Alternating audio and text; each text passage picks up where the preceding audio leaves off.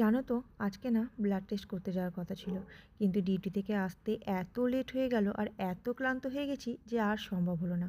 তাই ভাবলাম যে কাগজপত্রগুলো আছে সেগুলো একটু গুছিয়ে রেখে দিই, পরে যখন যাব তখন যেন সব কিছু হাতের কাছে পাই। আর এদিকে জানো তো, আমাকে যে ট্যাবলেট দিয়েছে না, সেটা সকালে খাওয়া হয়নি। আসলে ডিউটিতে ছিলাম তো, ট্যাবলেটটা নিয়ে যেতে ভুলে গেছি। তাই মনে করে আগে আমি ব্যাগে ট্যাবলেটটা ভরে রাখলাম, যেন ডিউটিতে যখন থাকবো নাইট ডিউটিতে, তখন অন্তত সকালের ওষুধটা যেন আমার একদম মিস না হয়। তার জন্য খেয়ে নিলাম। আর এদিকে সব গুছিয়ে নিই, এখন দেখো কত রকমভাবে যে উল্টোপাল্টা করে রেখেছে। আর জানো তো, দুদিন থেকে ওই যে বলছি শরীর খারাপ শরীর খারাপ, কিচ্ছু করতে পারছি না। এত বেশি ক্লান্ত লাগছে, আর ডিউটি থেকে এসে তো একদমই নড়তেই পারছি না, মনে হচ্ছিল যেন শুধু শুয়েই থাকি আর শুয়েই থাকি। যাই হোক, কিন্তু কিছু তো করার নেই, কাজকর্ম আমাদের সকলকেই করতে হবে। আর এদিকে দেখো আমাদের মহারাজ প্যান্ট জামাগুলোর কী অবস্থা করে রেখেছে। আমি এতবার করে তাকে আমি বলি যে এই জামা প্যান্টগুলোকে আমি সুন্দর করে ওপরে গুছিয়ে রাখি, ওপরে গুছিয়ে রাখতে যেন আমায় কিছুতেই দেবে না। তার একটাই কথা, সব কিছু যেন আমার হাতের কাছে থাকে। আর ওই হাতের কাছে থাকবে, আসবে, একটা করে পরবে, আর এমনি করে ঝুলিয়ে ঝুলিয়ে রেখে রেখে দেবে। কী যে বিরক্ত লাগে তোমাদেরকে কি বলবো। আর কখনো কখনো মন চাই না যেগুলোকে আর গুছাই, রেগে মেগে আমি কখনো মাঝে মধ্যে গুছাই না। ছাড়ো, যা খুশি তাই হোক।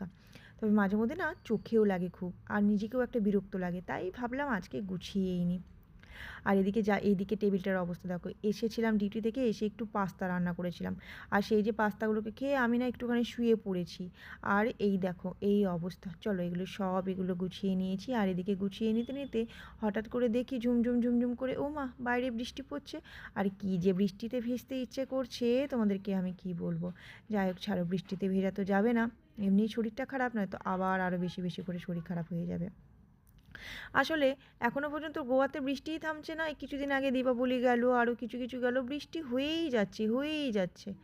যাই হোক, এদিকেই দেখো রান্নাবান্নাগুলো একটু সেরে ফেলেছি। রান্নার মধ্যে আজকে একটু তিল বেটেছিলাম, তিল আর একটুখানি ডাল করেছিলাম, আর কিচ্ছু করিনি, ঘরে ডিমটাও ছিল না। ছাড়ো, এবার যাই ঘরে আরও পরিমাণে ঘুমাই, স্নান ট্রান সব হয়ে গেছে। জানো তো, আজকে না ঘুমাতে ঘুমাতে হঠাৎ করে রাজা আমাকে বলল যে 6টা 40-এ উঠে পড়বি, কারণ হচ্ছে একটা মুভি আছে। কিন্তু জানো, আমি 6টা 40-এ উঠতে পারিনি। আর তার জন্য বললো ঠিক আছে, যেই মুভিটা 7টায় ছিল, সেটা আমাদের মোটামুটি এখন হচ্ছে 10টার সময় সময় আছে। আর তার জন্য আজকে দুজনে মিলে চলে গেলাম মুভিটা দেখার জন্য। পারলে তোমরাও কিন্তু একটু দেখে এসো, মুভিটার নাম হচ্ছে কান্তারা। Heavy movie.